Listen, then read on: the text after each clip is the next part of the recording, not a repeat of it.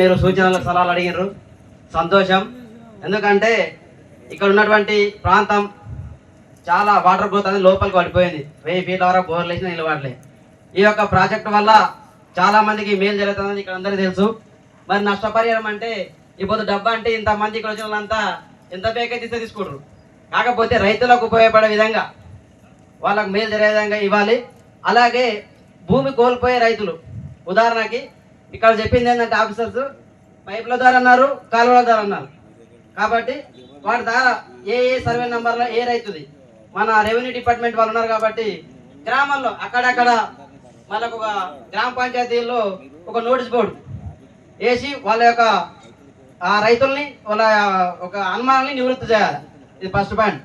ఎందుకంటే దీనివల్ల అక్కడ వాళ్ళకి భూమి అనేది స్థిరాస్తి, దాని మీద చాలా వాళ్ళకు మమకారం, ప్రేమ అన్నీ ఉంటాయి. కాబట్టి కోల్పోతుందనే ఒక బెంగ అనేది ఎక్కువ ఉంటుంది. కాబట్టి దీనికి ఆలోచన చేసుకోండి. అలాగే పైపుల ద్వారా అంటున్నారు. కాబట్టి ఇప్పుడు గతంలో మిషన్ భైరత్ అనేది పైపులు నడిచినవి. ఈ రోజు ఏంటంటే కొన్ని గ్రామాలకు వాటర్ గీట కొద్దిగా ఇబ్బంది ఉంది. అంటే కొన్ని పైపులు డ్యామేజ్ అవుతున్నాయి, మన్నికైనాయి, నాసిరకం కాకుండా మన్నికైనాయి.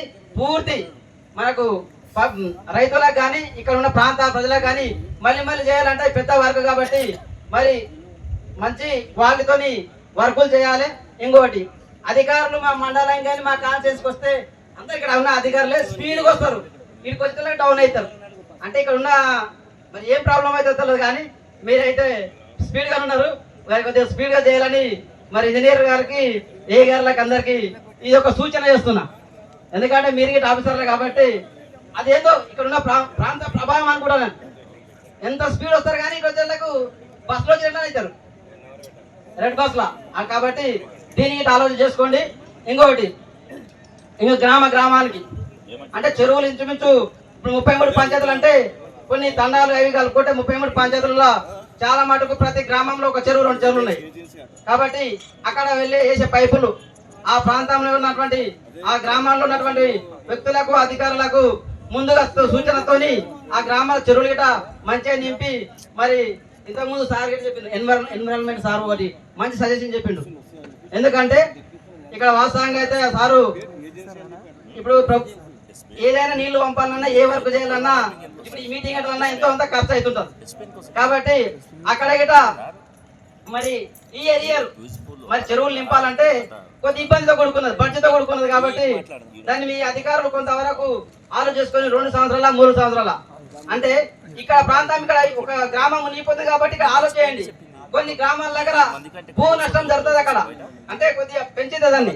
కాబట్టి ఆ యొక్క ప్రాంతంలో ఎట్లంటే కొద్దిగా నీటి దీన్ని ఒక వ్యక్తిగా, నాయకుడిగా, మరి దార్శనికుడిగా ముఖ్యమంత్రి గారు తీసుకున్న మంచి నిర్ణయాన్ని ఇక్కడ ఉన్న ప్రాంత బిడ్డ తరఫున నేను మంచిగా సాధారణంగా స్వాగతిస్తున్నా. ఇంకోటి దీన్ని వీళ్ళనంత త్వరగా చేయండి. ఎందుకంటే ఒక పాలకుడు మారినప్పుడు పని తిరిగిట మందగిస్తుంది. ఏదంటే దీన్ని అందరూ ఆలోచించాలి. ఒక పాలకుడు మారినప్పుడు పనితీరు మందగిస్తుంది.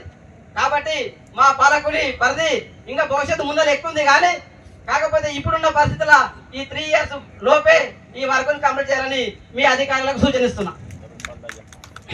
ఈ అవకాశం ఇచ్చినందుకు మీకు అందరికీ ధన్యవాదాలు చెప్పుకుంటూ ముగించుకుంటున్నాను.